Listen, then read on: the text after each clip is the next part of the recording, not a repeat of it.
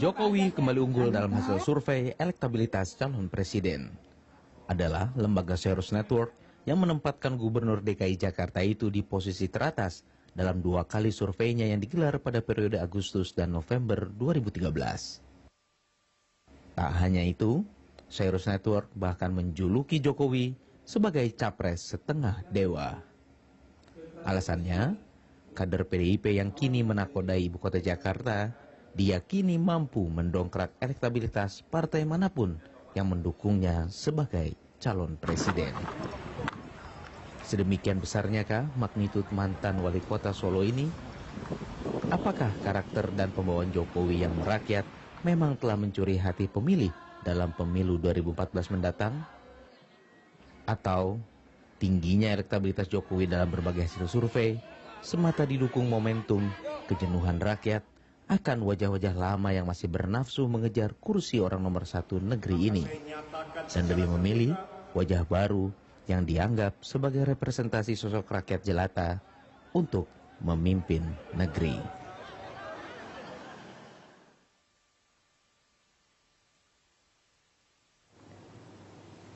Dan untuk membahas elektabilitas Jokowi yang selalu unggul di antara sejumlah kandidat atau nama yang kerap digadang-gadang sebagai capres, bersama kami telah hadir pengamat psikologi politik UI Profesor Hamdi Muluk. Selamat pagi Profesor, selamat datang di Berita Satu. Langsung saja, lagi-lagi Jokowi unggul nih dalam survei yang baru saja dia. Kayaknya apa magnetnya sih gitu ya? Iya, sebenarnya saya tadi melihat manusia setengah dewa itu memang agak provokatif ya. Mungkin sebagian orang mengatakan Ceres Network itu hiperbol lah, mungkin melebihkan gitu ya, bukan setengah dewa. Tapi kita lihat esensinya begini. Memang kita harus merenung ini. Apakah ini jalan yang kita jalan untuk Indonesia ke depan dengan fenomena setengah dewa ini sudah benar? Maksud saya begini, bahwa kalau hari ini disurvei, memang betul Jokowi akan mengungguli calon-calon yang lain yang berada dalam bursa-bursa pemilihan presiden dengan proporsi yang sudah sangat out of proportion. Jadi kalau kita lihat Jokowi itu bisa punya potensi ke arah 50%, sementara pesaingnya nama-nama lama ini Prabowo, Abu Rizal Bakri, Wiranto, Megawati, Yusuf Kala dan lain-lainnya itu terseksa di 10%.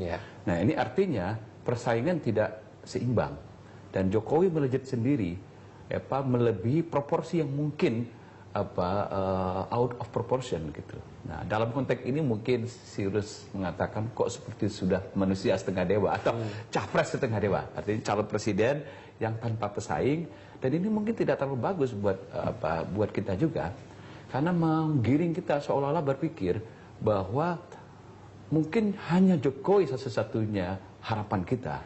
Nah padahal kompetisi itu harusnya menghadirkan 1, 2, 3, 4 orang sekualitas Jokowi.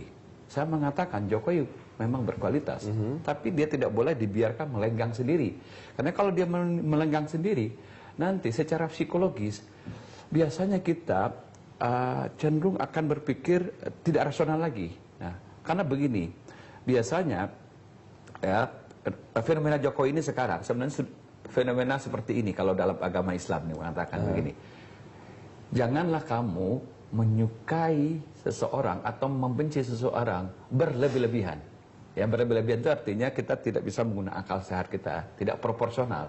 Kalau kita ada suka sekali, benci sekali. Nah, untuk Pak Jokowi sekarang itu suka berlebih-lebihan, suka banget, suka berlebih-lebihan. Gitu tapi loh. apakah bukan itu bisa jadi juga karena mungkin kejenuhan masyarakat terhadap tokoh-tokoh lama? Betul, karena kita benci sama yang lain-lain, yang angka-angkanya kecil itu, yang mungkin angka-angka kecil ini menurut saya beralasan juga masyarakat benci dengan yang tidak suka lah paling tidak dengan angka yang kecil-kecil itu, karena memang track recordnya di masa lalu juga tidak bagus,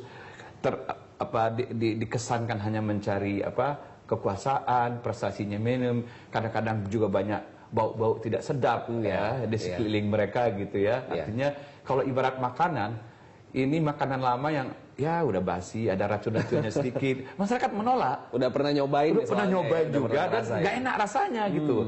Nah, ada makanan baru bernama Jokowi. Makanan ini juga sebenarnya belum juga Belum teruji. Belum teruji juga, belum ya sebagian sudah teruji. Oke. Nah, tapi yang bagusnya begini, kita hadirkan menu makanan sebangsanya. Kalau kita ibaratkan Pak Jokowi ini gado-gado, ada pesaingnya yang lain, ada gado-gadonya, ada rendangnya, ada karedoknya yang juga ada lotek yang seger semua, yang tidak ada racun, ya, dan bagus, menu-menu baru, sehingga kita membayangkan kompetisi Presiden 2014 itu bergairah dan akan mengerahkan akal sehat kita untuk memilih orang terbaik dan mengeluarkan kemampuan terbaik dari mereka. Dan mereka juga akan otomatis mengeluarkan kemampuan terbaik karena mereka melihat pesaingnya oke-oke semua. Nah, yang kita khawatirkan kalau Pak Jokowi melenggang sendiri, sementara pesaingnya terseok-seok di 45-7%. Ini persaingan sudah ibaratnya ya kalau sepak bola ini satu ini Manchester United, yang satu lagi kalau kata orang kampung saya kelas tarkam ini. Oke. Tarkampung gitu. Jauh banget jadi. Jauh banget begitu. Ini yang kita tidak inginkan. Nah, jadi kesimpulannya mungkin Jokowi kita harus carikan lawan tanding yang seimbang. Orang-orang baru, muka-muka baru yang menimbulkan harapan bagi Indonesia ke depan. Nah, sekarang kita lihat dulu, Prof. Bagaimana komentar Jokowi ketika ditanya, Pak, bagaimana capres setengah dewa? Kita lihat komentarnya. Setengah dewa, Pak, oleh Cyrus Network, Pak. Setengah dewa. Apa? Cyrus Network kemarin. Apa? Maksudnya apa gitu? Bapak dibilang capres setengah dewa. Bapak dibilang capres setengah dewa. Saya manusia biasa, makan nasi. Semua angka-angka itu menunjukkan Bapak kuat banget jadi presiden, Pak. Gimana? Apa? Semua angka-angka dari Cyrus Network. Angka apa? Iya, survei. Sudah saya bilang bolak-balik nggak ngurus survei. Saya manusia biasa, makan nasi. Nah, kita lihat Prof tadi bagaimana reaksi Jokowi ketika ditanya, bagaimana Pak capres setengah dewa malah garuk-garuk gitu ya. Apa sudah saya bilang bolak-balik gitu. Nah, ini apa itu yang membuat masyarakat jatuh cinta atau bagaimana? Sebagian ya begitu, gitu, sebagian gitu. Tapi tidak apa-apa. Bahwa misalnya bagi saya senang juga Pak Jokowi mengatakan saya manusia biasa, betul Pak.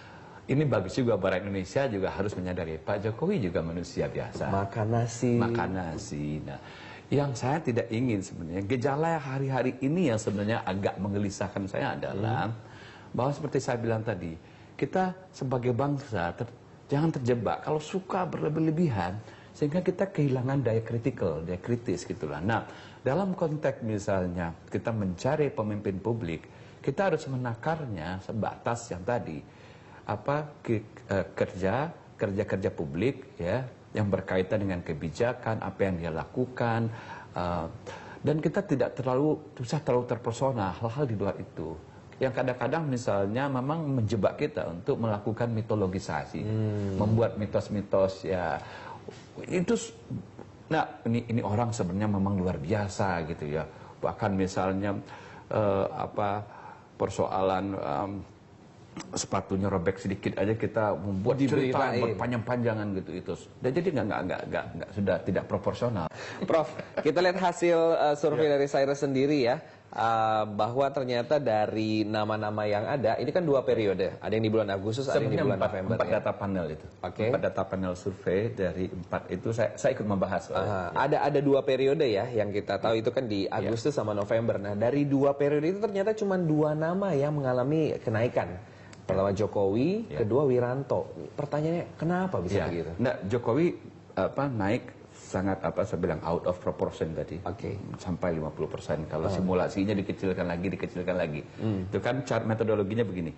Kalau peserta 20 berapa angkanya? Kalau pesertanya kecil lagi, ya bersebar. Kalau makin pesertanya nanti cuma di 4 nama, itu Jokowi sudah melenggang sendirian. Namun Wiranto ada kenaikan sedikit dibanding calon-calon lain, tapi itu kecil masih di arah 1 digit gitu loh. Jadi menurut saya itu gejala yang tidak terlalu penting gitu kan. Gejala yang penting itu begini jadinya kan. Jokowi melejit satu sisi sampai proporsi yang mendekati 50, yang lainnya stagnan. Ini gejalanya sebenarnya gitu loh. Artinya apa? Praktis. Jokowi tanpa pesaing. Nah, ini sebenarnya yang harus kita cermati gitu loh. Dan ini tidak sehat untuk bangsa ini gitu loh. Artinya sebenarnya saya yakin masih ada Jokowi lain gitu loh. Orang-orang baru ya. Betul gitu loh. Cuma kita seperti dikondisikan malas berpikir. Sudahlah Jokowi sajalah.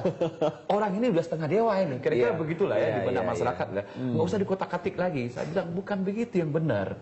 Kita hadir, kita cari lagi. Mungkin masih ada Jokowi-Jokowi yang lain. Tapi masalahnya tidak diberitakan. Nah, kita harus fair juga dulu ya. 7 bulan, 8 bulan sebelum pemilihan DKI, kita juga resah sebenarnya. Termasuk saya, Laboratorium Psikologi Politik juga waktu itu memulai sebuah penelitian yang serius untuk mencari nama-nama. Keluarnya Pak Jokowi. Itu sudah kita dulu kita ajukan. Nah sekarang juga metodologi yang sama bisa kita ulangi. Kita cari Jokowi-Jokowi yang lain di sudut bangsa ini. Mungkin tidak terlalu populer, tapi prestasinya mengesankan, track recordnya bagus, punya ide-ide yang cemerlang untuk Indonesia. Yang lebih penting, usianya muda. Kalau kita lihat sekarang tokoh-tokoh yang ada di survei tadi, yang tidak bisa ngelawan itu, kalau orang umum bilang nggak ngelawan lah lawan Jokowi gitu ya, itu kan umumnya tua-tua gitulah. Bagian dari generasi orang bilang sekarang ya 4L itu lu lagi 4L ya. Nggak, gitu. tapi apakah pemilih kita atau masyarakat memang dalam arti kayak alergi kalau misalnya selain Jokowi nih orang baru nggak mau. Persoalannya begini, memang kita perlu hope baru. Kita perlu perubahan ya. Dan itu sekarang memang masa transisi sepertinya saya lihat psikologi masyarakat ya. Kita tidak lagi menggantungkan harapan pada wajah-wajah lama yang memang tidak mengesankan prestasinya. Bahkan seperti saya bilang tadi, kalau ibarat makanan disuguhin racun juga kita, nggak enak rasanya gitu kan. Jadi ditolak itu. Dan ini kelihatan dari survei opini publik itu. Ya, angkanya kecil-kecil semua gitu loh. Kalaupun 2 digit itu di 18, Prabowo paling kecil gitu loh. Tapi Jokowi kan melenggang sendiri. Nah artinya kita memerlukan tokoh-tokoh baru, harapan baru, muda, mungkin kalau ukurannya pengalaman masih mungkin bisa dibilang minim. Tapi misalnya track recordnya, integritasnya, ketokohannya, gagasannya untuk Indonesia itu menimbulkan harapan baru buat Indonesia ke depan. Sehingga itu banyak tokoh-tokoh muda saya kira. Nah kalau begitu berarti kalau Pak Jokowi kita lihat 51 kan, ya sekitar segitu lah 51, 52, paling mentok 55 lah gitu usianya. Selesai lah ya nanti kalau harusnya calon pesaing Jokowi yang di umur-umur segitu juga. Iya. Nah kalau begitu berarti pertanyaan saya berikutnya, bagaimana sih sebetulnya karakter para pemilih kita? Apakah cuma melihat yang kelihatannya aja atau seperti apa? Gini, sebenarnya pemilih kita ada potensi untuk cerdas. Ya. Tapi kita harus ingatkan. Nah ini sebenarnya tugas kita hari ini mengingatkan, hai pemilih, jangan Anda mengandalkan perasaan Anda, mengandalkan rasa suka yang berlebihan itu gitu loh. Nanti kalau ini diteruskan, ujungnya nanti ada pengkultusan. Nah, ini yang dikhawatirkan serius seperti tadi gitu ya. Jangan sampai kita secara tidak sadar, sudah melihat Jokowi sebagai presiden yang setengah dewa. Jadi tidak perlu lagi dicarikan pesaing. Nggak usah deh yang lain. Nggak usah yang lain gitu. Ini udah ini aja ini. Udah janji melankolik lah ya. Iya betul gitu. Ini yang kita. Jadi kita menjaga akal sehat kita sendiri sebenarnya harus kita jaga begitu. Nah tentunya ide-ide baru hanya muncul ya. Potensi hanya akan maksimum kalau di antara pesaing itu seimbang levelnya gitu loh. Kekuatannya seimbang. Nah, kalau sekarang ini Pak Jokowi melejit sendiri, yang lain ini nggak ngelawan begitu. Ya 2014 nanti nggak akan sehat. Gitu. Oke, jadi kita tunggu nanti kira-kira seperti apa nih yang muncul-muncul lainnya kan? Iya, saya sekarang sedang membuat studi juga untuk mencari nama-nama ya.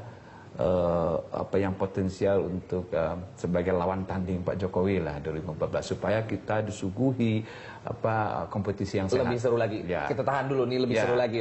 Tadi ada sempat disebutkan bahwa ada studi nih dimunculkan nama-nama baru pesaing Jokowi. Maksudnya seperti apa ya? Enggak, saya sedang lagi membuat studi sekarang. Nanti minggu depan mungkin saya akan rilis ya. Studi itu untuk mencari nama-nama baru ya.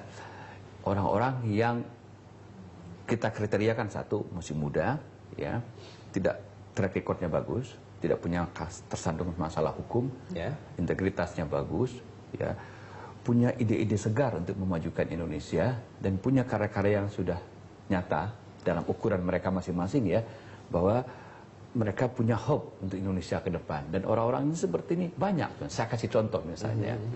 Tidak banyak kita yang tahu misalnya. Prestasi seorang Nurdin Abdullah, Bupati Bantaeng. Itu yang orang dari asalnya profesor di Unhas dia. Ya, ahli doktor agricultural gitu. Menyulap ya provinsi Bantaeng itu hanya dalam waktu 7 tahun gitu loh. Menjadi provinsi yang kabupaten yang hebat. Cuma di pelosok Sulawesi sana tidak sampai jangkauan infonya nggak media, nyampe ya gitu di loh, sini ya. Nah, contoh-contoh seperti ini banyak kita gali dari seluruh Nusantara, gitu. Tokoh-tokoh muda yang menginspirasi Indonesia. Kenapa nggak ini kita angkat? Nah, jadi sekarang misalnya saya mengkritik juga media misalnya bahwa ideologi rating kan membuat misalnya sesuatu yang dianggap ratingnya tinggi itu diberitakan. Nah, dalam konteks ini Pak Jokowi ratingnya tinggi. Saya paham terus. Dijual terus.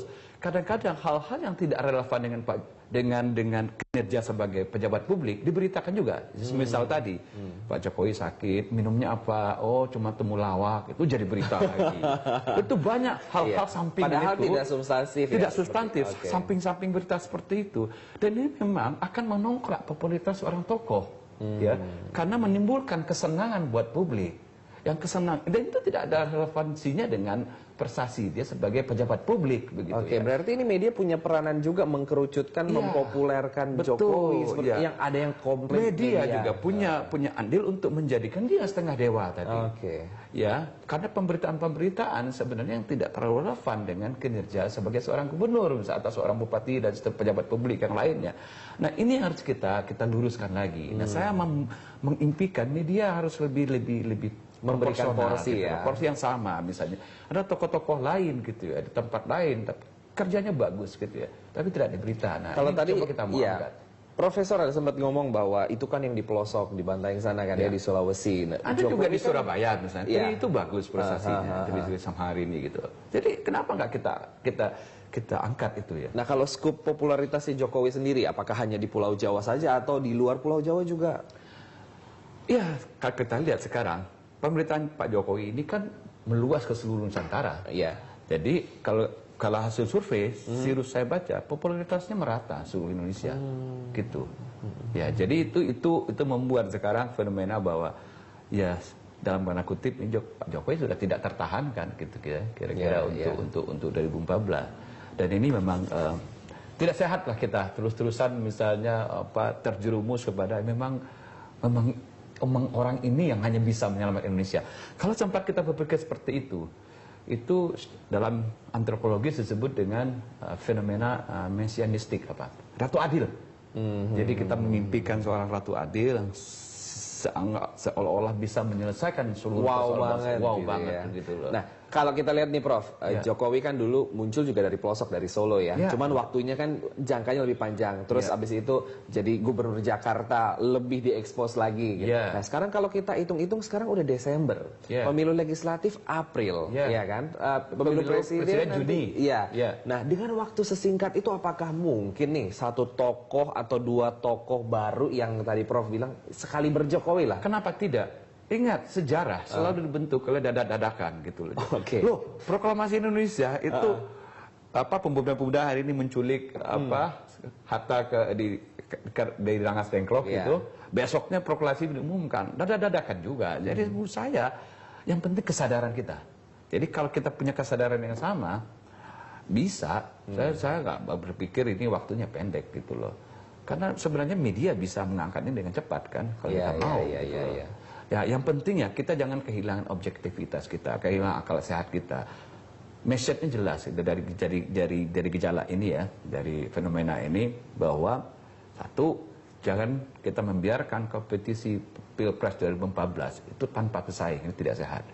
Jangan kita terjebak pada pemikiran bahwa hanya manusia setengah dewa ini yang bisa menyelamatkan Indonesia begitu. Kita perlu melakukan kontestasi ide, yang cerdas gitu. Kita buka semua opsi-opsi, kita munculkan pesaing-pesaing, dan tentu bukan dari orang ini.